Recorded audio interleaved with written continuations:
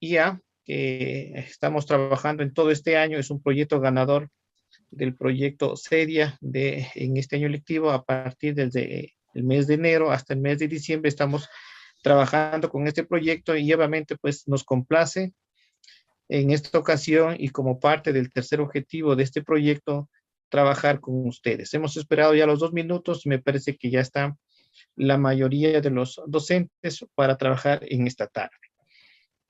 Bueno, indicarles de que tal cual como hemos estado haciendo en estas dos reuniones iniciales, cualquier pregunta, cualquier situación, ustedes vayan anotándola y al final nos pueden preguntar. O si no, si ustedes consideran pertinente, pues no había problema, abren el micrófono y vamos contestando. Bueno, sé que estas horas de la tarde es un poco difícil, un poco complicado. Espero, ¿no? Espero que ojalá no nos gane el sueño, porque son horas bastante complicadas, eh, aunque mucho de esto también depende del tutor. Nosotros vamos a tratar de hacer esa clase lo más interactiva posible, de tal manera que el aprendizaje de esta tarde sea significativo. Bueno, voy a permitirme compartir pantalla para empezar el trabajo del día de hoy. Bueno.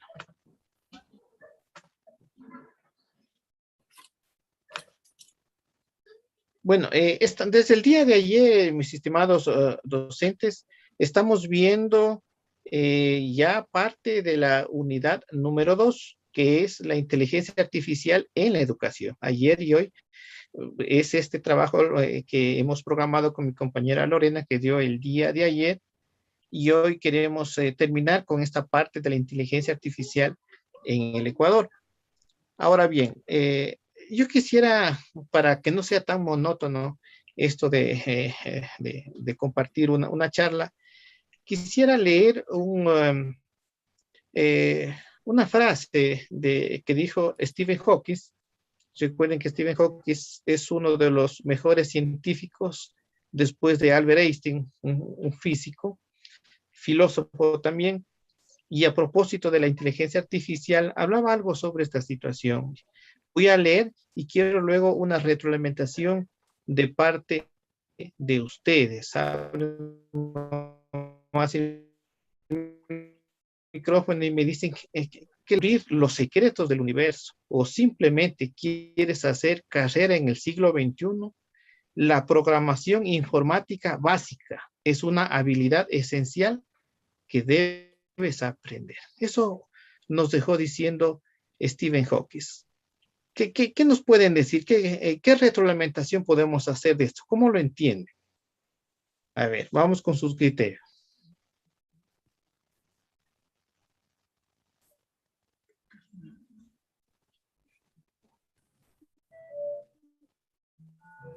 Muy buenas. A ver si nos vamos animando.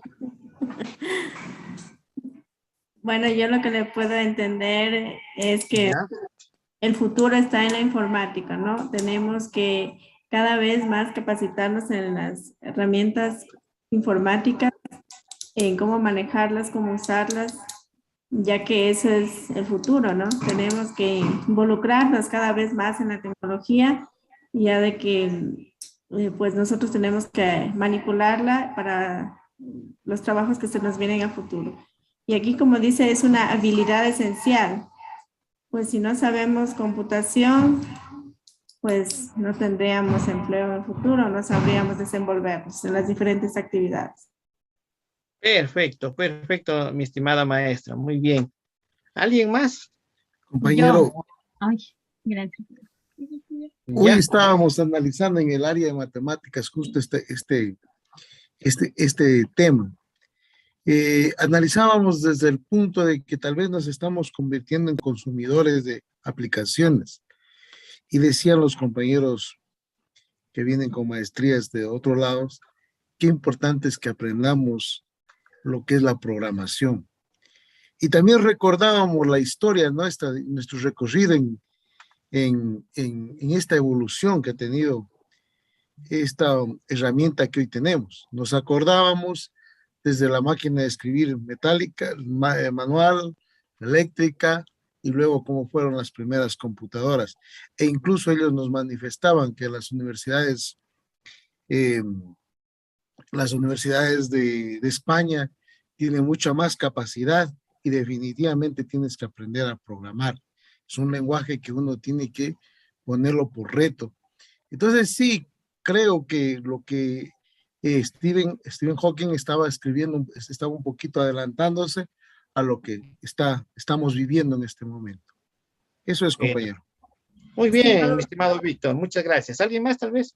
yo, Ya. ¿cómo está, doctor Ángel? A ver, yo considero que el pensamiento de Stephen Hawking se puede complementar con otro pensamiento que él mismo lo expone, ¿no? Y él dice en alguna parte que nos estamos quedando sin espacio y que los únicos espacios a los que podemos ir son otros mundos. Y yo creo que si analizamos hace 2 años atrás, o un año atrás, cuando todavía no empezaba este gran reto de la educación virtual en todos los ambientes, para nosotros este tema de dar clases virtuales, de utilizar herramientas digitales, era otro mundo, pero hoy ya lo estamos viviendo. Entonces yo creo que Stephen Hawking nos adelantó este proceso, que ahora ya no es un sueño, sino es una realidad y es palpable, y ya cada uno de nosotros, al menos los que estamos dentro del ámbito educativo, podemos dar una experiencia y un testimonio de vida porque ya lo hemos experimentado. Excelente, excelente esa retroalimentación que estamos recibiendo de parte de ustedes. ¿Qué tal a ver si hay alguna retroalimentación de algún directivo, de la hermana Marina? ¿Qué tal si se anima algún pensamiento de esto para ir terminando con esta parte? O hermana Celi, a ver, algún directivo. Yo creo que la informática es un aspecto que ya no es negociable dentro del campo educativo. Nos digitalizamos porque nos digitalizamos, y yo en este poco tiempo hemos avanzado muchísimo dentro del campo educativo porque la realidad nos obligó. Sin embargo, pues ya creo que lo hemos asumido, ya es parte de nuestra realidad, y como ya decían anteriormente, la programación es importante. Por años hemos dicho que sabemos computación y lo único que sabíamos era teclear o digitar. Eso ya era para nosotros saber computación. Hoy se nos exige más. Y el reto está por ahí. Creo que vamos bastante bien, diría yo. Sin embargo, nos falta mucho por aprender, porque quizá muchos estudiantes están ya más adelante que nosotros en el manejo de algunas herramientas. Y nosotros no vamos a ir al aula a decir, no sé, esto no puedo. O sea, sería medio ilógico, ¿no? Tenemos que seguir preparándonos y avanzando dentro de este campo. Perfecto. Muchas gracias, mi estimada hermana Celia. Sí, efectivamente, miren esa buenísima retroalimentación que hemos recibido de parte de ustedes. Y como dice aquí Stephen Hawking, pues no estamos hablando de una programación tan avanzada, porque sí, ¿no? Sí es una programación informática básica, ¿no?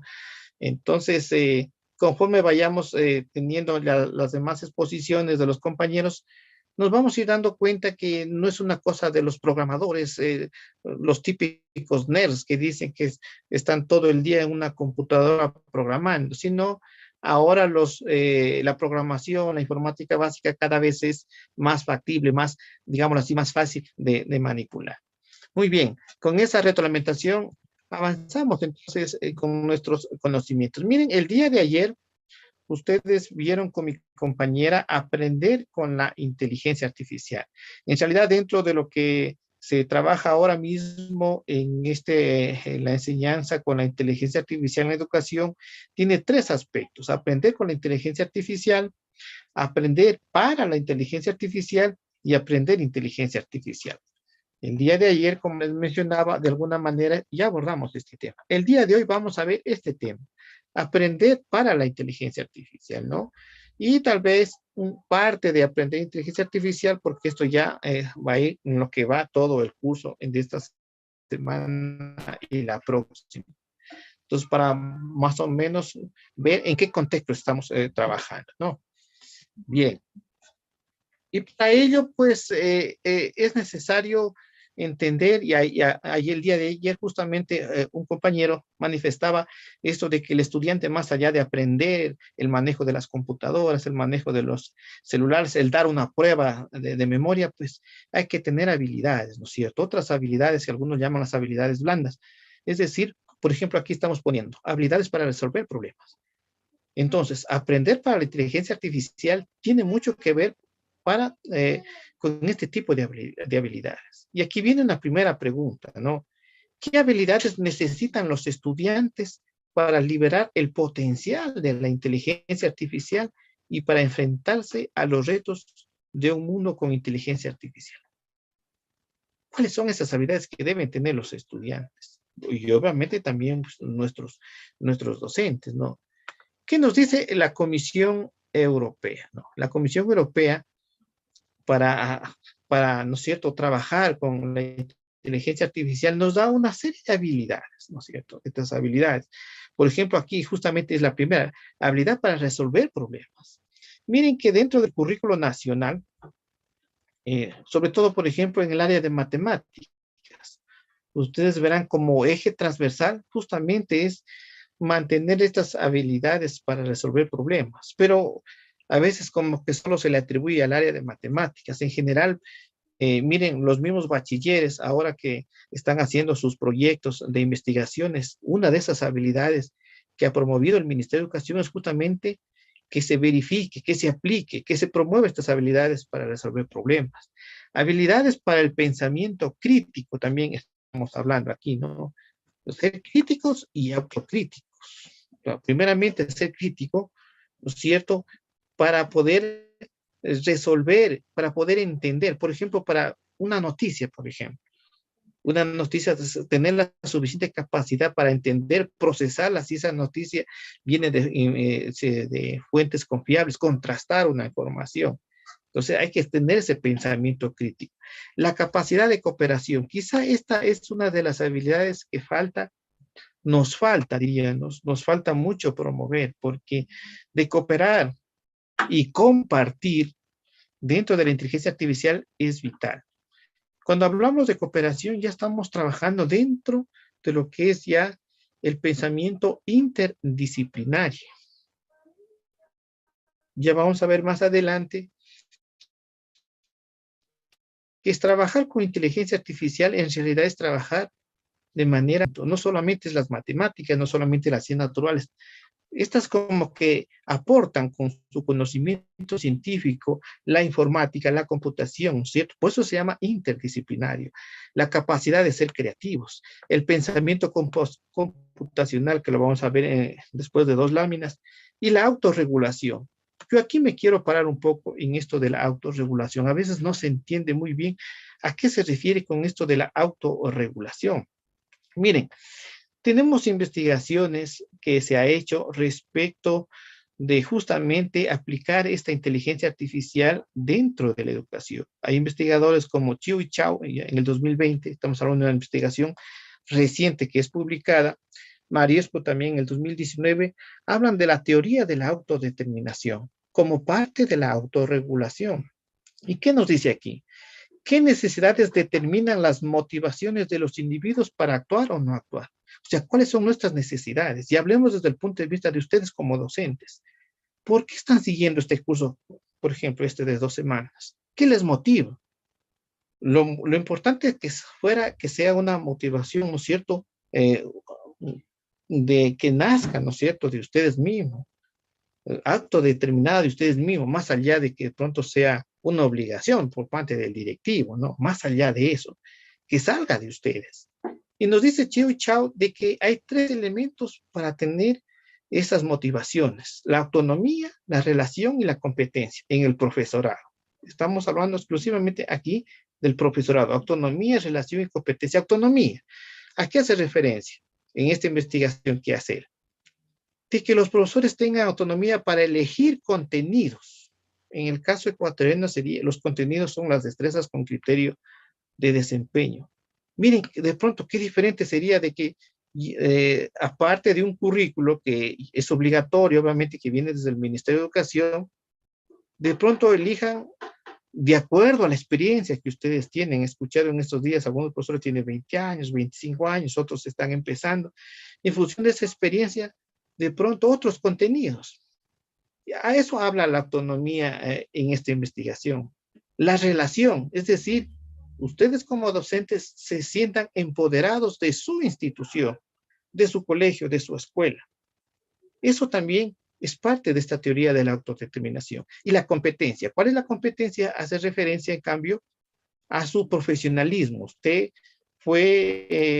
siguió pues una carrera universitaria, es profesor de matemáticas, profesor de estudios sociales, profesor de educación inicial, etcétera. Tiene esa competencia. Entonces, estos tres elementos determinan la teoría de la autodeterminación. Pero yendo más allá, ya no hablando ahora de los docentes, sino hablemos ahora de los estudiantes. Hay una investigación que hace Bárbara y Mouched en el 2018, que es el denominado en una revista que se llama el Informe McKinsey. En esta revista se hace referencia a por qué habla de las pruebas PISA. Ustedes saben que las pruebas PISA vienen a aplicarse más o menos desde el 2000 y han sido varias ediciones de las pruebas PISA. Ecuador, digámoslo así, participó en el 2015 de las pruebas PISA, pero no en su totalidad, sino una de la que se denomina las pruebas PISA-D. O sea, es una parte de una prueba PISA, pero de todas maneras participó ahí, ¿no? Entonces, estos investigadores han compilado esa información. Hay una base de datos de estas pruebas, porque no solamente son números, sino también hay un cuestionario de contexto. Y obviamente para estas pruebas ellos aplican el Machine Learning, que es el aprendizaje automático, si estamos hablando de inteligencia artificial, y analítica de datos avanzados, de 72 países, y encontraron una situación aquí. ¿Qué dicen ellos? ¿Qué han encontrado? Es que las mentalidades de los estudiantes, como la motivación y la autodeterminación, tienen un mayor impacto en los desempeños de los estudiantes que cualquier otro factor.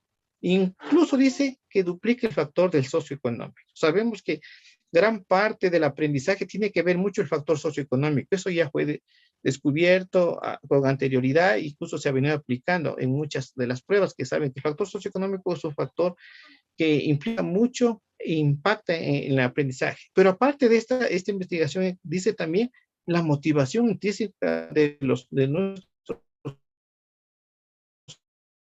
estudiantes. Si no está motivado con eso, quedamos aquí, que dentro de la teoría de la autorregulación, solamente está impactando mucho dentro de lo que es esta autorregulación. Por ahí, entonces, les dejamos esta información. Vamos avanzando.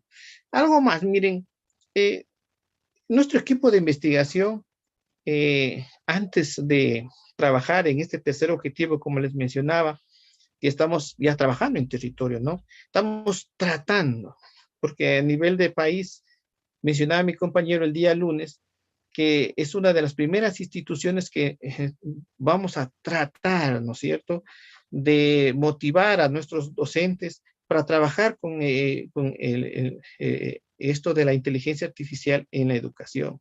Pero para hacer eso hubieron dos objetivos anteriores. Y uno de los primeros objetivos era precisamente saber cuál es el marco de la inteligencia artificial en el mundo, qué están haciendo otros países, se está aplicando y cómo les ha ido, ¿no es cierto? Y es importante conocer esas situaciones. Yo rápidamente voy a hablar de aquí de unos 2 o 3 investigadores que me ha parecido interesante, pero en realidad hemos leído más documentos, se ha hecho todo un proceso de revisión sistemática de literatura, y más o menos tenemos esta. Por ejemplo, en el 2020, Alpay hace un currículo, ¿no es cierto?, aplicando inteligencia artificial para enseñanza media. Proponen un programa justamente de currículo. Obviamente aquí, en este programa, pues, este es el programa que él está aplicando y este es el documento. Los podemos compartir si ustedes gustan al final. Yo no tengo ningún problema en compartir su documentación, o también en el Moodle, en el MOOC también lo podemos compartir. Entonces, él está compartiendo un currículo que se puede trabajar 2 horas diarias para estudiantes, ¿no es cierto? Y obviamente habla desde el punto de vista de las matemáticas, de las ciencias naturales y de los estudios sociales, ¿no? Y habla, ¿para qué cursos? Para quinto, sexto y séptimo grado. Miren ustedes ahí. Un aspecto importante que él dice que se debe trabajar interdisciplinariamente, aplicando varias metodologías. Ustedes saben que ahora hay muchas metodologías que ahora mismo se vienen trabajando, el STEAM, el STEAM, el aprendizaje basado en proyectos, el aprendizaje basado en problemas, la clase inversa, etcétera, etcétera, ¿no? Muchas metodologías que a propósito de la pandemia, pues, se ha resaltado, ¿no? Pero específicamente la inteligencia artificial nos está indicando que esto de la interdisciplinaridad es prioritario, ¿no? También hablan que ellos lograron con sus estudiantes trabajar un proyecto con los objetivos de la ODS, del desarrollo sustentable. Hay 17 objetivos ahí y miren que ahora todas las investigaciones van apuntando a esos 17 objetivos de la ODS. Obviamente el cuarto objetivo, que es el que más compete en educación, está también, miren, mejorar la calidad educativa dentro del desarrollo sustentable. ¿Qué he encontrado ahí? Uno de los resultados, miren, si la leemos aquí textualmente lo que dice aquí, uno de los resultados es que el profesorado había estado dando la misma asignatura durante 10 años. Muchas veces nos ha pasado eso en las instituciones educativas. Somos profesores de la misma asignatura, a veces creamos incluso ya, somos peritos, por decirlo un término, en esa asignatura, porque obviamente pues cada vez vamos perfeccionando más. Pero ¿qué dicen? Sin embargo, dice, al entrar en esta nueva metodología necesitan capacitación con instrucciones claras.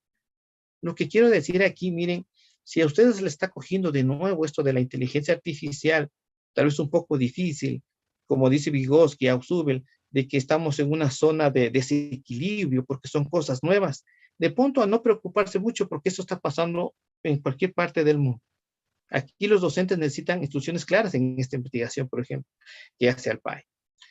Otra investigación, Julián Esteves, 2018, hablan también de un marco, una evidencia basada en la inteligencia artificial en escuelas. ¿Qué encuentra él en cambio? Mire, él habla que el Parlamento británico, ¿no es cierto?, conjuntamente con otros organismos, con otras instituciones, recomiendan la educación de la escuela secundaria con inteligencia artificial, independientemente del ritmo de desarrollo de la tecnología. ¿Ah? Miren esa idea fuerte. Otra cosa más que dice, existe dificultad de enseñar los conceptos básicos de la inteligencia artificial. ¿A qué se debe? Primeramente, a que no existe una metodología unificada. Y aquí hago un stop. Nosotros en esta revisión sistemática de literatura hemos visto que recién, a partir del 2018, los países en vías de desarrollo, llámese Estados Unidos, China, Australia, los países nórdicos, como que están empezando a trabajar en educación en inteligencia artificial. Recién, 2018, estamos hablando de 3, 4 años recién. Entonces, obviamente, no hay una metodología unificada. ¿Qué más se encuentra esta investigación? Dice, en segundo lugar, al hecho de que la inteligencia artificial surge como una mezcla de muchas otras disciplinas. Es decir, este autor nuevamente está indicando de que el hecho de la interdisciplinaridad es vital en la inteligencia artificial, ¿no? Algunas conclusiones que él está encontrando es de que se puede predecir patrones, ¿no es cierto? Predecir una serie numérica, resolver rompecabezas, razonamiento, etcétera, etcétera. Avancemos un poquito más. Miren aquí estos dos últimos investigadores que me ha parecido importante también mencionarles aquí en esta revisión de literatura. Tenemos en el 2020, miren, Mariusco habla de aprendizaje así mismo automático en escuelas, en estudiantes de colegios aquí. Machine Learning for High School Students. ¿Qué ha sacado él? Dice, el Machine Learning tutorial, él habla de ya un tutorial de Machine Learning, ¿no? Diseñar un plan de lecciones de 2 horas para enseñar la propuesta. Hace una propuesta, al igual que la investigación anterior que habíamos visto. Dice, hacer una experimentación con lenguajes de programación, ¿no? Entonces el C, C++, Python, etcétera. Miren que ahora las investigaciones dicen que ya los niños de 5 o 6 años obviamente ya se les puede enseñar esto de Python, ¿no? Y habla también aquí que el trastorno de toda esta situación es la teoría de la autodeterminación, de lo que me había parado anteriormente. Si el docente no quiere hacer, simplemente no lo va a hacer, porque aquí esto viene de la teoría de la autodeterminación. Entonces, ya es un impulso propio de cada uno de nosotros. Igual también esto en los estudiantes. También habla, miren, el asunto de la interdisciplinaridad de este autor. Obviamente, como todo investigación, hay problemas, ¿no? ¿Qué problemas ha encontrado este investigador? Los estudiantes a menudo dibujan elefantes muy delgados que se mezclan fácilmente con las muestras de jirafa. Ayer mi compañera hablaba de unos dibujos, había unos programas que la computadora con aprendizaje automático les iba adivinando, por decirlo de una manera. Hay estas situaciones, ¿no? Que me parece importante. Otro problema, dice, fue que los estudiantes tienden a dibujar solo contornos de los animales. Entonces, también fue dificultades que ellos encontraron. Este último autor, ya les comenté, de Chu y Chan, trabajaba también con la planificación curricular y la teoría de la autodeterminación. ¿Qué hemos encontrado de todo esto? A manera de resumen. ¿Qué hemos encontrado de todas estas investigaciones? Que todos están trabajando, hacen hincapié que para poder trabajar con inteligencia artificial es necesario tener una mirada, tener una visión que interdisciplinar. Eso es importante, esa mirada, ¿no? Ahora ahí quiero hacer también un nuevo stop. Miren que ahora mismo, a partir de esto de la pandemia, la UNESCO, a través del Banco Interamericano de Desarrollo, ha dado sugerencias, promueve en los sistemas educativos, sobre todo de Latinoamérica, ha sugerido de que se trabaje con una nueva metodología de enseñanza-aprendizaje en nuestras escuelas y nuestros colegios. Por lo tanto, para ustedes no va a ser ya de pronto nuevo lo que les estoy mencionando. Es decir, miren, trabajar de manera interdisciplinaria, dice, que hagan proyectos interdisciplinarios y se trabaje de esa forma. Y obviamente, como una metodología nueva, a todos nos ha cogido de nuevo. Docentes, estudiantes, padres de familia, etcétera. Y bueno, ¿qué es eso? No. Miren, ustedes como maestros no fueron formados profesionalmente para trabajar interdisciplinariamente, porque usted es profesor, un magíster, un licenciado en matemáticas. Acá otro docente en el área de química y biología, otro docente en el área de informática educativa, etcétera, etcétera. Esta fue nuestra formación profesional.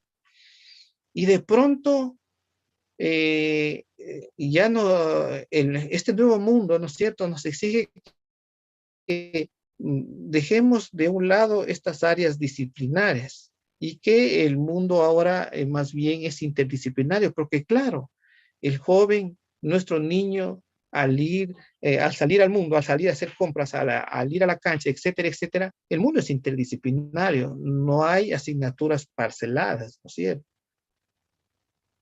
Por lo tanto, obviamente nos coge de nuevo eso, ¿no? Eso de, ¿cómo hacer ese trabajo disciplinario? Y uno de los mayores problemas, sí, uno de los mayores problemas es el trabajo colaborativo que había hablado antes, dentro de las habilidades que se debe tener para la inteligencia artificial. El trabajo colaborativo, imagínense, usted como docente, ya no solamente para planificar, ya no solamente tiene que trabajar en áreas. Se va a reunir el área de matemáticas, no mencionaba el compañero anteriormente, y hablaban ciertos elementos. Por otro lado, al mismo tiempo se está reunida el área de ciencias naturales, etcétera, etcétera. Ahora no, debemos trabajar, tenemos que tener reuniones de planificación entre áreas. Entonces ahí viene el asunto del trabajo colaborativo, y bueno, ¿y cómo vamos a hacer? Y de alguna manera las instituciones han ido saliendo, ¿no?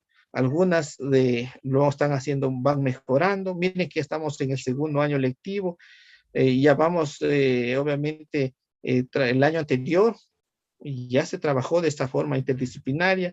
Ciertas instituciones lo hicieron bien, otras estaban empezando, otras prefirieron seguir de manera disciplinaria. Bueno, sabemos que el currículo es flexible, está dentro de esa autonomía pedagógica y administrativa que tienen las instituciones. Han ido haciendo todas esas variantes. Pero más allá de eso, volviendo al asunto de la inteligencia artificial y este trabajo interdisciplinario, pues ha habido elementos. Entonces, ¿qué decimos aquí? Para tratar la inteligencia artificial en educación, sí es importante este trabajo interdisciplinario porque nos ayuda, porque nos motiva, porque nos lleva justamente a tener una mirada, ¿no es cierto?, interdisciplinar.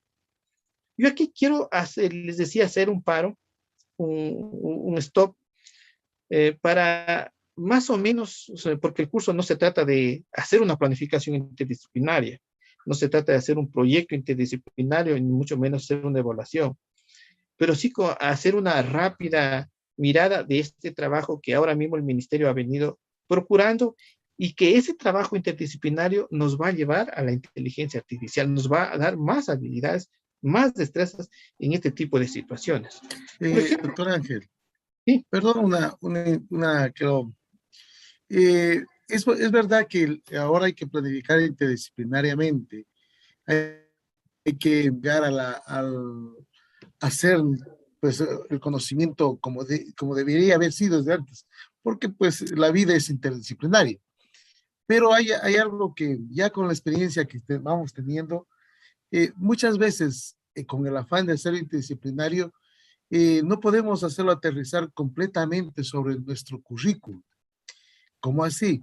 Por ejemplo, hay destrezas que el estudiante debe ir adquiriéndolas, pero muchas veces, como digo, por llevar a un producto final, se quedan las intermedias, ¿sí? Y no es y no se las llega a tomar.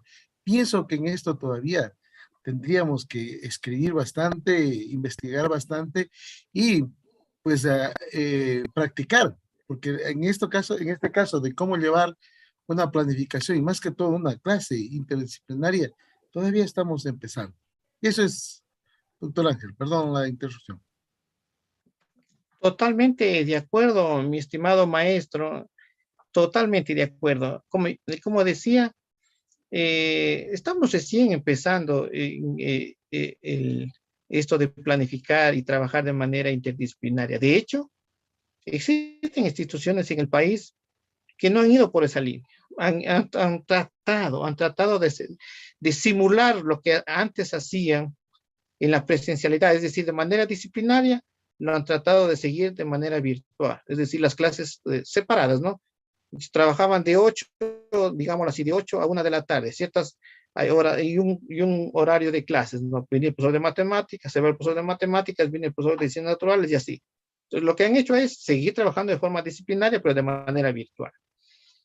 Claro, eso, pero sí, en cambio, hemos encontrado también instituciones educativas que sí tratan, en cambio, de trabajar esta forma interdisciplinaria, pero como decía, esto estamos empezando, claro que el ministerio ha dado proyectos interdisciplinarios a través de fichas pedagógicas que están ubicadas en la página web y todas estas situaciones, pero todavía falta. Miren que a veces dicen, ¿por qué el hombre no ha llegado a Marte? Porque la tecnología existe, pero a veces el estar 2, 3 días nomás encerrados en una cápsula ya no nos aguanta. O sea, ese trabajo colaborativo que exige cada interdisciplinaridad es cosa seria. O sea, ahí no solamente estamos hablando de capacidades profesionales, sino también la capacidad de adaptarse cierto tiempo, compartir experiencias, conocimientos y hacer ya proyectos interdisciplinarios es cosa seria. Sin embargo, no es cosa solo del Ecuador, obviamente les había dicho, eso es la UNESCO ha sugerido en tiempos de pandemia hacer esto. Ahora, estamos conscientes de que la calidad educativa no es la misma cuando estábamos en presencialidad. No se puede superar la presencialidad a la virtualidad, eso hay que estar plenamente conscientes. Sin embargo, pues los sistemas educativos, al menos de Latinoamérica, lo que han querido como idea fuerza aquí es mantener al estudiante dentro del sistema educativo. Y más bien ver los pro es, miren, esto de trabajar interdisciplinariamente y ahora que la inteligencia artificial, como les he mostrado en estas investigaciones, tiene mucho que ver con esto. Claro que nosotros en estos días y la próxima semana vamos a trabajar ya con proyectos trabajando con inteligencia artificial desde el punto de vista de la matemática sobre todo. Pero ya son ejemplos, estamos, por eso decía, tratando, pero esto obviamente hay mucho que dar en esto. Yo les decía mostrar rápidamente el asunto del trabajo interdisciplinario. Por ejemplo, por aquí hablaba, miren, este es un ejemplo de una planificación interdisciplinaria. Hablamos de un objetivo de aprendizaje interdisciplinario, ya no del objetivo de la unidad tal, de matemáticas tal, de ciencias naturales, etcétera, etcétera. Entonces hay un objetivo, es un proyecto en definitiva. Hay una planificación semanal donde cada asignatura con sus destrezas, con sus indicadores, cada asignatura aporta a ese proyecto en cada una de las asignaturas. Entonces hay una planificación, la paso muy rápidamente, insisto, porque no, este curso no es justamente de esto. Entienden ustedes, con los equipos de asesores y auditores educativos ya tendrán ahí sí pues una tutoría ya específicamente para esto, ¿no? Aquí está la construcción del proyecto interdisciplinario, está el objetivo de aprendizaje. Miren que los objetivos son interdisciplinarios. Miren, por ejemplo, si leemos este objetivo, este ya es el proyecto, ¿no? Analizar la importancia de las normas de citación, este es el lenguaje, la citación científica me refiero, ¿no? Leo nuevamente, analizar la importancia de las normas de citación a través de la lectura comprensiva de información referente a los antibióticos, la actividad física y sus efectos en el ser humano. Mira, aquí se está trabajando lengua y literatura con lo que es citación científica, educación física, el movimiento y ciencias naturales, el asunto de los antibióticos. Entonces decía, hasta los objetivos son interdisciplinarios, las actividades que se plantean en cada uno de los, este es un proyecto que se lo ha realizado, esto no es del Ministerio de Educación, esta la hemos realizado nosotros en base, obviamente, a esta experiencia, ¿no? Hay actividades interdisciplinarias aquí. Miren, por ejemplo, ¿qué se le manda al estudiante? Bueno, hay un texto que debe leer y en función de ese texto debe ver cuántos tipos de citación científica existe, qué normas utilizó, las de Chicago, las de APA, y al mismo tiempo le habla qué tipos de resistencia de antibióticos existen. Mire, como que cambió al mismo tiempo, es la misma actividad, ¿no es cierto? Hizo la lectura, ubicó las citas científicas, pero también al mismo tiempo hablaba de los antibióticos, bacterias, y obviamente aquí hablamos ya un poco de actividades de metodología como rutinas de aprendizaje, varias rutinas de aprendizaje.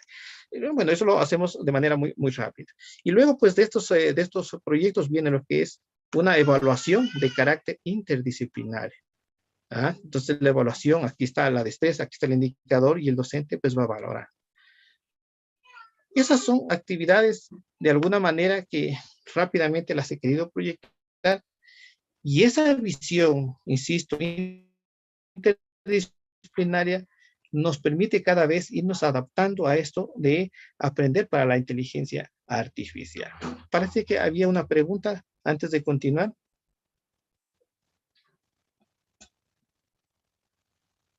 Bueno, avanzamos entonces. Dentro de estas habilidades del pensamiento computacional, les había dicho que vamos a hablar también de esto. Miles Berry habla de 4 habilidades que como docentes debemos tener dentro del pensamiento computacional. La composición, identificación de patrones, abstracción y diseño de un algoritmo. Cuando hablamos de descomposición, es decir, dividir problemas que son grandes, que son complejos, en otros más pequeños. Eso es una descomposición. Identificación de patrones.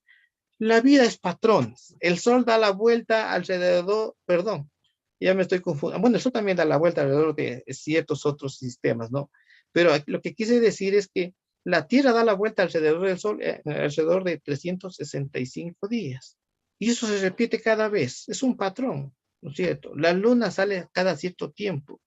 Cuando a veces la luna cambia de color, se hace roja, que saben decir, son proyecciones que se hacen, pero son como patrones, ¿no es cierto? Esa identificación de patrones. Abstracción. Identificar los aspectos relevantes para resolver un problema. ¿Sí? Miren, apuntamos esto de lo que me decía el docente el día de ayer, ¿no? Resolver problemas del entorno. Diseño de un algoritmo. Son normas, son instrucciones que obviamente se debe seguir para alcanzar un efecto deseado. Y miren, nosotros en realidad en nuestra vida diaria aplicamos algoritmos. Es decir, de primer paso, segundo paso, no se puede saltar al tercer paso si no hubo los pasos anteriores. El hecho de abrir una puerta, o el hecho incluso de ponernos las medias, los zapatos, primeramente las medias, luego los zapatos, no puede saltarse los zapatos, luego las medias. O sea, son instrucciones algoritmos que obviamente ya estamos aplicando en nuestro entorno. Entonces, claro, aquí hay ejemplos, las matemáticas, por ejemplo, descubrir las reglas para factorizar el polinomio de segundo grado. Ahí es un algoritmo, o sea, ¿no? Hay pasos para ir haciendo eso y sí, obviamente se puede programar fácilmente y se puede hacer una inteligencia artificial ahí. En la literatura, descomponer el análisis de un poema en un análisis de la métrica, la rima, la escritura, etcétera. En los idiomas, ¿no? Buscar patrones en las letras finales de un verbo que afecten a la escritura, a la medida que cambia el tiempo verbal, entre otras cosas, ¿no? Avanzamos. Algo importante aquí, mis estimados docentes también, dentro de las habilidades del pensamiento computacional. A ver, voy a seguir aquí. Tenemos que tener conocimientos también en cuanto a la codificación y la programación, hablamos aquí, ¿no? Codificación y programación. Bueno, ¿qué es esto de la codificación? Es el principal método de comunicación entre humanos y máquinas, ¿no es cierto? Codificar, tener ciertos elementos que nos permiten tener esa comunicación y se llama codificación. Y obviamente para ello, para tener esa comunicación interpersonal es necesario también lenguajes de programación. Y como decía al inicio de mi intervención, no es que hay que tenerle miedo a estos lenguajes de programación porque cada vez son más amigables, son más fáciles de poder ir trabajando ahí. ¿Qué pasa con los investigadores de la inteligencia artificial? Han desarrollado varios lenguajes especializados. Les decía anteriormente, está Python y otros lenguajes que pueden resolver cuestionarios, resolver problemas matemáticos, hacer simulaciones de física. Miren, ahora mismo, ahora a partir de la pandemia, hay laboratorios. Las instituciones educativas nos han comentado de que han pagado ciertos derechos y tienen un laboratorio virtual.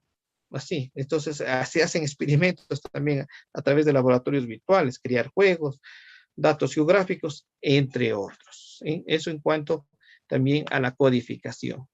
Y aquí quiero partir, miren, algo importante, y para que no se me duerman, porque veo que no me están hablando, quiero hacerles otra nueva razonamiento aquí.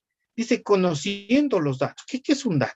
¿Qué es un dato? O sea, un dato es, por ejemplo, a veces hablamos una base de datos, qué sé yo, base de datos de dirección, número telefónico, país, etcétera, etcétera, de ciertos ciudadanos. Pero eso no solamente son los datos. Datos también, como les decía, tener información validada, ¿no es cierto? Cuando uno va a hacer una intervención o a una radio o una noticia que va a hacer, hablar con datos validados, no de pronto a veces lo que escucha en el común denominador. Siempre es bueno hablar con datos que sean validados. Y miren, Edward Deming nos dice aquí algo, dice, sin datos no es usted más que otra persona con una opinión. A ver, vamos a repetir aquí, dice. Es decir, sin datos, no es usted más que otra persona con una opinión. ¿Qué nos quedará decir Edward Deming aquí? Les escucho. Tal vez fuentes de investigación. Ajá, que hay que ser investigadores porque nuestra opinión Claro. sin investigación sería nula prácticamente. Ya, bueno, nos habla de investigación la compañera. ¿Quién más? Conocimiento. Los datos deben Información. tener fundamentación. ¿De qué estoy hablando? Pero un fundamento. Ya, hablar con fundamentos, ya. Ya, Basados, por ejemplo, en últimos estudios, porque también puede ser que yo esté basando mi criterio en estudios ya pasados, ¿sí? Por ejemplo, estadísticas que ya no deben ser actualizadas, y entonces ahí yo tengo una base fuerte como para decir algo, ¿sí? En respecto a un tema. Ya, muy bien. Tal vez alguien más. Debe ser un conocimiento real y aplicable a la vida, ¿no? Que tenga fundamento para poder investigar con profundidad y poderlo aplicar con las mismas hipótesis y soluciones totalmente aplicables sería la palabra. Ya, perfecto. Pienso también que los datos, hablando estadísticamente, van a ser muy, muy importantes en el futuro, ya que necesitamos valores y cifras reales por ejemplo, de las unidades educativas en cuanto a universidades, cuántos estudiantes han dejado, por ejemplo, las universidades o los colegios pasando por esta pandemia. Podría ser ya un dato muy importante de tener el valor o la cifra aproximada de el número de estudiantes, ¿no es cierto?, que han dejado de las universidades y colegios. Entonces los datos se convierten específicamente en un pilar fundamental, muy fundamental para todo tipo de negocios, si le podríamos hablar financieramente, por ejemplo, para promocionar o sacar productos a la venta, necesitamos datos de el número de población actual que se encuentran vivos, por ejemplo, es un dato muy importante que lo encontramos en el registro civil, y también qué productos necesita ahora las personas a través de encuestas, y así, qué educación, cuál sería la malla actual que se necesita, como por ejemplo esta materia de inteligencia artificial. ¿Qué unidades educativas podrán estar al alcance para dar esto a los estudiantes? ¿Podría ser eso? Ya, perfecto, muy bien esa retroalimentación. Entonces, miren la importancia de hablar con datos. Ahora, claro, miren que a nivel de país, pues hay instituciones que sí han dado pues apertura a lo que se denomina los datos abiertos. Por ejemplo, ahí está el INE, ¿no es cierto? Si hablamos de información geográfica, de población, lo que hablaba la compañera, tasas de mortalidad, etcétera, etcétera. Si hablamos ya en educación, hay datos también. Hay datos, por ejemplo, del INEVAL, de las pruebas ser bachiller, por ejemplo, que ya, digámoslo así, se terminaron, o ahora ya las llaman las pruebas transformal. También hay, mire, para saber, bueno, ¿y cómo les fue a los bachilleres de la Unidad Educativa Santa Mariana de Jesús en cuanto a las pruebas ser bachiller? Esos son datos, mire, si ustedes hablaran con datos, ¿cuántos pudieron acceder sin problema a las universidades? ¿Cuántos se quedaron en Ecuador? ¿Cuántos accedieron a universidades del exterior? Etcétera. El Ministerio de Educación también tiene datos abiertos. Hace aproximadamente 15 días ya también hay una plataforma de datos abiertos, de matrículas, tasa también de personas que han desertado del sistema educativo, etcétera, etcétera, ¿no? Entonces hay una serie de datos y allí, miren, muchos elementos que ustedes pueden ayudar, y a propósito de proyectos interdisciplinarios, ustedes pueden acceder a esos datos y en función de eso pueden hacer proyectos interdisciplinarios y trabajar con sus estudiantes, es decir, información relevante. Ya de pronto pasar de problemitas de que el Pedrito se fue a una tienda, compró 4 naranjas y llevó esto y cuánto vino devuelto. Bueno, está bien como problemas iniciales, pero más allá de eso hay que hablar ya más bien de problemas un poco que el estudiante vive en su contexto, ¿no? Me parece muy interesante. Ahora, miren, la UNESCO, pues, sí, Doctor, una sí, dígame. pregunta. Ahora, en el momento actual que estamos viviendo, en la pandemia, en esto de la vacunación, ¿no? De la inoculación a las personas, adultos mayores, y así en escala descendente hasta los más pequeños, ¿no? Entonces, la pregunta viene aquí. ¿La inteligencia artificial está o se puede aplicar con datos reales para saber cuántos inoculados existen ahora en este tiempo? De hecho, hay datos de eso. O sea, miren, el Ministerio de Salud lleva esos datos. ¿Cuántos inoculados? Es más, había una inteligencia artificial, ustedes recuerden que uno la cargaba al celular, al móvil, y claro, pero teniendo también datos móviles ahí en el celular, si uno se acercaba a una persona que de pronto ya fue infectada de este virus, le avisaba. Son datos georreferenciales que esa aplicación le ayudaba a uno a ver más o menos los posibles puntos potenciales de contagio, ¿no? Pero lo otro que usted habla, cuántos inoculados, o sea, esos datos hay. El Ministerio de Salud tiene esos datos. ¿Cuántos inoculados hay? Y en función de eso, miren, algo importante de la inteligencia artificial nace también de uno de los elementos de la matemática que se llama la programación lineal. ¿Qué es la programación lineal? Son datos que nos permiten hacer proyecciones. Entonces uno ya puede proyectar en un futuro, hablando de los inoculados, bueno, ya en qué fecha más o menos el 80, el 90, el 100% de los ecuatorianos ya va a estar inoculado con las vacunas. Y luego escuchamos noticias que hace falta una tercera dosis, una cuarta, etcétera. Tantas cosas hay por ahí. Pero lo importante que estamos viendo aquí es que se puede hacer proyecciones. Esa es otra de las bases de la inteligencia artificial, que justamente nació a partir justamente de lo que es ya de la programación lineal, porque permite en base de datos, ¿no es cierto?, proyectar. Entonces, algo importante aquí como idea fuerza. La inteligencia artificial, mi compañera el día de ayer le hacía referencia, cuando ustedes hacían la fotito con el celular y salía altísimas imágenes ahí, y luego otra posición ya sin el celular. ¿Qué estaba haciendo la computadora ahí? Almacenando datos. Porque decía también mi compañera el día de ayer, mientras más datos tenga, entonces mejor va a ser esas proyecciones. Porque lo que hacía, que decía, había una proyección del 100% es tal persona, o 100% esa imagen corresponde a una fruta, tal fruta. Entonces, mientras más datos exista, mejor. Y claro, ahí ingresa también lo que es la analítica de datos, el Big Data y tantas cosas más por ahí. Bueno, entonces, al hablando de esto, de los datos, les estaba diciendo, miren que hablando de investigación, la UNESCO en el 2015 hablaba de que el 85% de las investigaciones que se ha hecho, ¿no es cierto?, en educación, son con datos que provienen con financiamiento público. Datos que provienen de financiamiento. Por ejemplo, miren, queremos las pruebas ser bachiller. ¿Quién las tomó? Lineval. Lineval es una entidad pública. Queremos datos georreferenciales, el INE, son datos públicos. Pero ¿qué aporta también la UNESCO? ¿Qué dice? Sin embargo, las investigaciones que se realicen de esos datos son publicados por medios más bien privados, ¿no? Las revistas, muchas de ellas son de carácter privado. Sin embargo, ahora ya en el 2020, 2021, se ha tratado, y me parece muy importante esto, de que más bien los datos cada vez sean más abiertos, ¿sí? De acceso ya al público, ¿no? Miren que ahora, si ustedes se han puesto a pensar, y las bibliotecas físicas, como que ya no van estudiantes a las bibliotecas, ¿no es cierto? Ahora ya la información está acá en el Internet.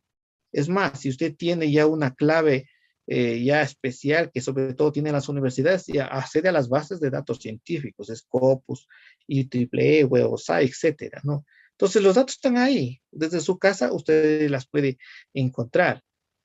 Pero, sin embargo, pues decía, ahora hay un gran esfuerzo mundial de que esos datos ya no sean tan privados, sino que sean cada vez más públicos. Y aquí tenemos, mire, entonces, datos abiertos, por ejemplo, el portal de datos abiertos de la Unión Europea, tenemos el Google Dataset Search, tenemos también aquí el Kaggle, el que ya tienen datos. Y miren, a propósito de los proyectos interdisciplinarios, ustedes pueden acceder a esos datos y pueden hacer esa información.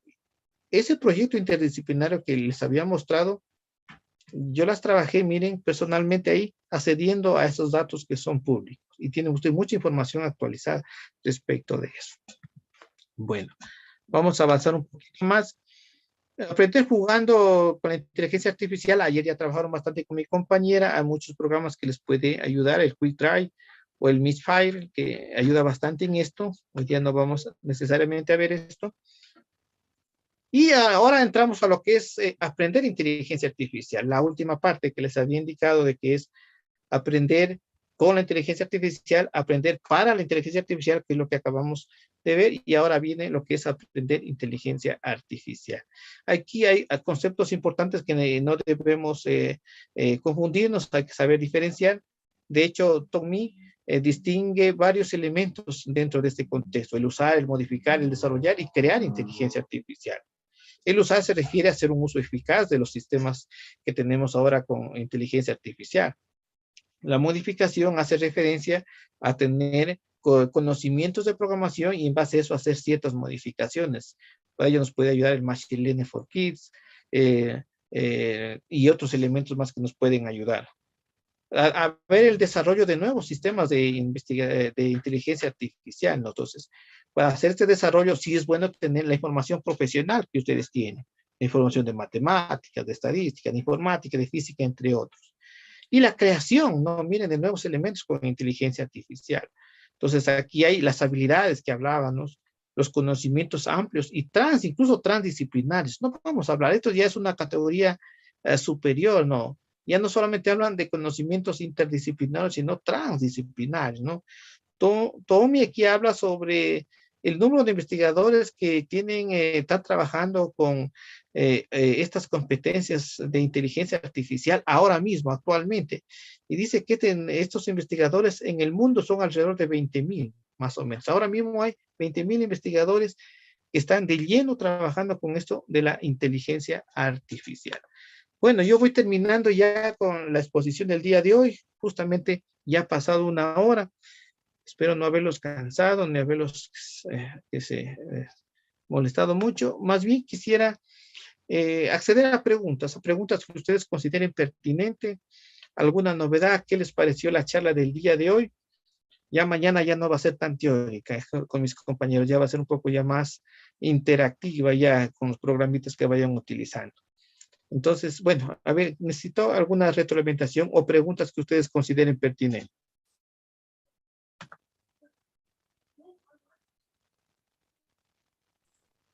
Antes que me hagan las La preguntas. inteligencia artificial está reemplazando a la inteligencia humana.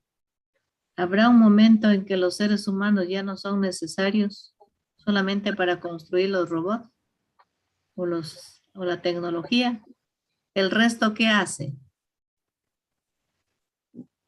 Ya, muy bien su pregunta. Justamente esta duda ya la habían hecho el día de ayer también con mi compañera Lorena. Ya habíamos indicado y que, o sea, son dos cosas que no se pueden interponer, ¿no es cierto? Obviamente, la inteligencia humana, que tenemos sentimientos, ¿no es cierto? Que también tenemos habilidades, difícilmente va a ser, obviamente, suplantada por la inteligencia artificial, ¿no? Pero lo que sí hay que entender de que nos ayuda a nosotros, nos ayuda, por ejemplo, una calculadora, una computadora hace más rápido los cálculos, nos ayudan muchas cosas en la vida, pero eso de la suplantación, como que todavía está difícil ahora, es muy complicado, ¿no? Entonces no hay que verlos que vamos algún rato, los robots nos van a suplantar nuestro trabajo. En la enseñanza, sobre todo, el robot nos ayuda, los chatbots nos ayudan a trabajar en una oficina. Miren, a veces las personas, los bancos miren, ahora mismo tienen los bots, ¿no es cierto?, que ayudan a hacer preguntas y resolver preguntas, pero llegan hasta ahí nada más, en función de lo que la base de datos que tengan esos bots, ¿no? Entonces, no se puede suplantar eso. ¿Alguna otra pregunta? Yo creo que la inteligencia artificial es más como para facilitarnos que para, ¿cómo sería? Para reemplazarnos. Como bien dijo su compañero, me parece antes de ayer, él manifestó que él va años en esto de esta investigación y ve muy, muy difícil que una máquina pueda reemplazar a un ser humano, porque por el simple hecho de los sentimientos, de poder crear vida y todo eso. Es como para facilitar. Ya, muy bien, muy bien. ¿Alguien más? Sí, estoy totalmente de acuerdo con mi compañera porque los robots son máquinas, ¿no? Totalmente superficiales. No sienten, no razonan, no tienen sentimientos. Por lo tanto, creo que son simplemente una ayuda para poder complementar las cosas que a lo mejor por el hecho de ser seres humanos no avanzamos a complementar en nuestra vida. De allí que nos reemplacen totalmente, yo creo que no. Pero partiendo de, perdón que interrumpa, pero partiendo de esa premisa que manifiestan las compañeras, entonces me llega a mí una duda. Entonces, ¿la inteligencia de una máquina puede ser igual o superior a la de un humano? Doctor Ángel. Bueno, recuerden que al hablar de inteligencia tiene muchas aristas. ¿Qué estamos entendiendo por inteligencia, no? Porque, mire, Howard Gardner habla de las 7 inteligencias que tiene el ser humano, ¿cierto? Dentro de lo que es básicamente educación. Y una de ellas, por ejemplo, es la inteligencia emocional. Entonces, esa inteligencia emocional difícilmente va a ser por una máquina. O sea, ¿de qué sentimiento estamos hablando de una máquina? El que nosotros podemos llorar, podemos reír, es una de las inteligencias nada más. Entonces, se ratifica nuevamente lo que hemos estado indicando acá, ¿no?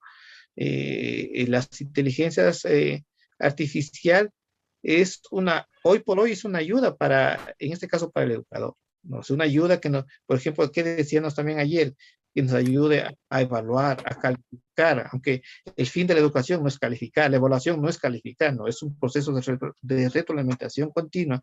Sin embargo, para efectos de promoción se califica, se debe calificar. ¿Y qué? Una inteligencia artificial nos puede ayudar entonces a esa calificación, ¿no? Doctor Ángel, una preguntita. En cuanto a la aplicación de la inteligencia artificial, América Latina, ¿cómo está ubicada frente a países como Japón, como Estados Unidos mismo? ¿Cómo le han estudiado ustedes eso? Sí, sí, muy interesante su pregunta, mi estimado Víctor. Me parece interesante esta que ustedes nos puedan hacer y eso nos ayuda también a nosotros irnos cada vez retroalimentando. Miren, en cuanto a trabajar inteligencia artificial en la educación, nosotros, porque lo que estamos trabajando es en educación, ¿no? Entonces, los países que llevan vanguardia aplicando en sus currículos inteligencia artificial son Estados Unidos, son China las que encabezan. Entonces, por ahí están los países nórdicos, Suiza, Alemania, está Australia y está el mismo Japón. ¿Qué pasa en Latinoamérica? En Latinoamérica en realidad es muy pobre este avance. Algo aparece en Brasil, algo aparece en Chile. Y ahora, de lo que sabemos, en el caso ecuatoriano, nosotros estamos queriendo, pues decía, tratando acá con ustedes, tratando de insertar procesos de inteligencia artificial. Y miren, y solo con una asignatura que es matemática. Entonces, pero es muy pobre, ¿no? Pero se está avanzando. ¿Alguien más? Bueno. Estimado Ángel, si gusta le puedo compartir Ay, de nuestro proyecto el mapa ya. acerca de iniciativas no oficiales y iniciativas dentro del plan curricular en cuanto a la enseñanza-aprendizaje de la inteligencia artificial en primaria y secundaria. Entonces me voy a permitir compartirle, no sé si puedo, Claro que sí. que este mapa es producto de la investigación de nuestro proyecto. Están observando ahí, este es un mapa de nuestra investigación en donde podemos observar en color amarillo ya iniciativas no oficiales con respecto a la enseñanza de la inteligencia artificial tanto en instituciones primarias y secundarias. Vemos ahí que está liderando lo que es Canadá, Australia, Colombia en lo que es América, y otros pequeños países como Finlandia, ¿ya? Y en cuanto a iniciativas donde ya han incluido dentro de sus planes curriculares lo que es ya el estudio de la inteligencia artificial, tenemos que básicamente están al frente de todo esto, es China, India, en América está Estados Unidos, y a nivel de Sudamérica, Brasil. Y como podemos ver, pues en nuestro país no existen aún dentro de lo que es el planes curriculares, lo que es la inteligencia artificial. Es por eso que nuestro proyecto trata de democratizar la inteligencia artificial para que poco a poco se vaya tomando en cuenta y se vaya avanzando dentro de lo que es el estudio de la inteligencia artificial y sería ya ideal que en el futuro se pueda incluir dentro del currículo. Existe también a nivel de Estados Unidos algunas ya organizaciones o comunidades que plantean estándares dentro de lo que es la inclusión de la informática en edades tempranas. Eso podría aportarle, disculpe la interrupción, compañero. Muy bien, Mireya, más bien muy oportuna, de acuerdo a la pregunta del maestro, sí. Entonces, miren ese mapa, ¿no? Sobre la inteligencia artificial aplicado en el mundo. ¿Tal vez alguien más?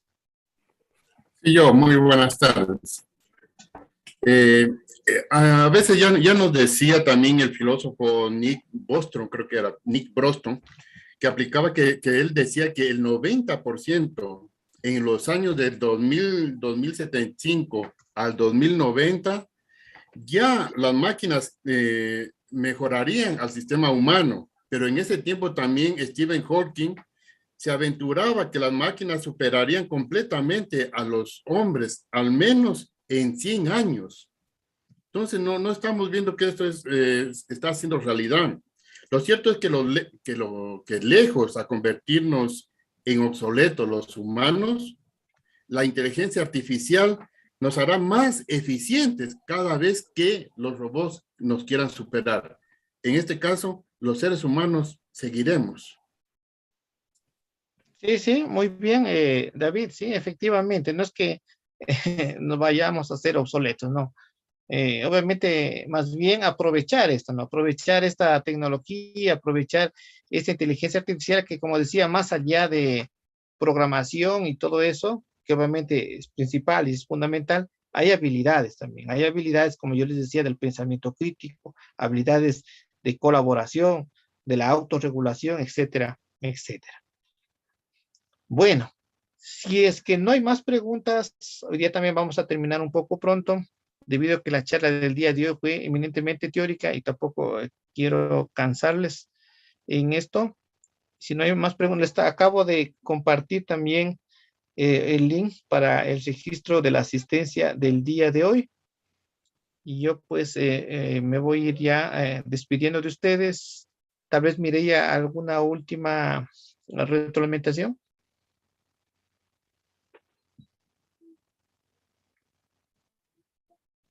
Gracias, Angelito. Bueno, no, más bien, con respecto a lo que el señor docente nos acaba de manifestar, que si bien es cierto, hay muchos estudiosos dentro del campo, del área de las ciencias de la computación que predicen muchísimo el avance de la tecnología, pero asimismo, pues, pese a ello, pues hay que tener presente como seres humanos que pues la tecnología es creada por el ser humano mismo. Entonces, siempre va a necesitar de cada uno de nosotros y ahí están los docentes que son los que forman desde de las pequeñas edades y sobre todo ir desde de pronto ya ellos inmiscuyendo a los niños en lo que es la tecnología para que en el futuro ellos sean los creadores de la tecnología y no solamente esperemos que nos llegue la tecnología, porque hoy en día, como ya lo decía mi compañero, nuestro líder de proyecto, somos consumidores de tecnología y consumidores también de lo que es la inteligencia artificial actual. Entonces, ahí está el gran reto y de que pese a todo lo que pueda venir, la mejor tecnología en mi criterio muy personal, pues siempre necesitará de un ser humano, porque el que la crea es un ser humano. Y bueno, ese es mi criterio muy personal. Perfecto, mi estimada Mireia, le agradezco muchísimo por ese trabajo colaborativo. Muy bien. Mañana también, entonces, les estamos invitando, no sé exactamente, bueno, ya se les estará mencionando a la hora de inicio del día de mañana. Tal vez, Mireia, ¿conoces? Mañana empiezan a las 3:30, tal vez, o antes. ¿Conoces? De 2 de la tarde. Ya. Entonces, mañana mis compañeros también van a estar aquí para que pueda compartir también sus experiencias, ¿no? Entonces, nos estamos ya despidiendo. Insisto una vez más, no olviden de registrarse la asistencia que está el link ahí. Y pues de mi parte, el día de hoy, este miércoles, pues muy agradecido por su atención. Les veo que están muy animosos. Ojalá no se me hayan aburrido la casa el día de hoy. Un gusto saludarlos, un placer, pues que tengan una buena tarde. Hasta pronto. Muchas gracias. Gracias, hasta luego. Gracias. Víctor, tendrás el café hecho, ya paso por ahí. ¿Que no hay otro curso? Ya, Fabián, ya, Potterly. Doctor Ángel, perdón, la preguntita. Víctor, yo le escuchaba esperando para Fundación DOR. Y ya le escuchaba a usted Víctor, para que... ¿te casas este año?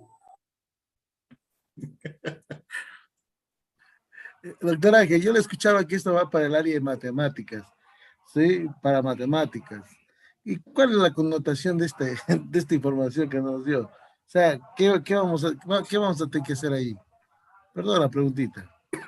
A ver, si le entendí, o sea, ¿qué van a aprender en el área de matemáticas? Me No, dice. no. Y yo le escuchaba que el proyecto va dirigido por esta vez para el área de matemática, para la matemática, no el área, perdón, si me digo más.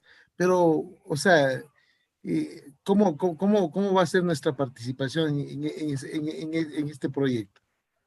Bueno, verá, o sea, en realidad, pues, claro, más está para las matemáticas, pero eso no significa que si usted es profesor de química, de biología, de pronto no le va a servir, no. Más bien, es importante que ustedes puedan asistir al curso, puedan revisar y vean qué bondades tiene la inteligencia artificial. Allí, no es que porque no soy profesor de esas asignaturas no me va a servir, más bien ve esas bondades. Pues yo les decía, miren, dentro de las habilidades que decía la Comisión Europea, dice, esas habilidades, ¿no? Habilidades computacionales. Entonces, veámoslo por ahí, ¿no? De pronto algo me va a servir de ahí, algo me va a servir, me va a ayudar. Y de pronto, miren, usted ahora mismo el Ministerio de Educación está haciendo proyectos interdisciplinarios. Usted tiene que reunirse, ¿no es cierto? No solamente con profesores de matemáticas, tiene que reunirse con ciencias naturales, etcétera. Entonces, miren ese enganche, ese enlace que, pues yo les ponía ejemplos de la planificación interdisciplinaria, los proyectos interdisciplinarios y la evaluación interdisciplinaria. Veámoslo más bien por ahí, mi estimado Víctor. No, es que, doctor Ángel, me preocupaba un poquito porque justamente yo estoy en la matemática, ¿sí? Ah, ya. Y quería más o menos ya anticipar la visión de que, o sea, ¿cómo va a aterrizar todo esto en el aula? ¿Cómo aporto yo como docente a este proyecto de ustedes? ¿Usted de qué grado o curso está dando, Víctor? Pues, estoy en bachillerato ahorita, ¿sí? Ya. Y básica, Ya. 10º año. Ya, octavo, entonces de básica superior. Miren, básica superior en matemáticas, por ejemplo, se está trabajando lo que son factorización de polinomios, productos notables, Y lo que son funciones operaciones con números racionales, si hablamos de funciones. Y si hablamos desde la geometría, áreas de triángulos, estamos hablando de estadística. Entonces, hay proyectos que mis compañeros han realizado respecto de eso. Es decir, de pronto trabajar ya hablemos de la geometría, cómo sacar áreas de triángulos, pero si yo le muevo un lado y ahí mismo me da el área. Si yo le muevo algún ángulo por acá, inmediatamente me da, por ejemplo, el perímetro. Aparte, claro, hay un proceso matemático que saca fórmula matemática, saca el área, saca el perímetro, pero ya con la inteligencia artificial, haciendo un clic y moviendo un lado, ¿no es cierto? Puedo trabajar y sacar un área por ahí. O sea, es interesante. Es decir, ahí estamos hablando de la parte, miren, hay kinestésicos, visuales, ¿no es cierto? Y ahí estamos hablando más de la parte visual, porque muchos estudiantes son más visuales que kinestésicos, hablando de la psicología de aprendizaje. Entonces, yendo por ahí, la inteligencia artificial ayuda mucho. Muchas gracias. Eso, Víctor. Muchas gracias, compañeros. Muchas gracias. Muy interesante el proyecto. Muchísimas gracias. Que pasen muy bien. Hasta pronto.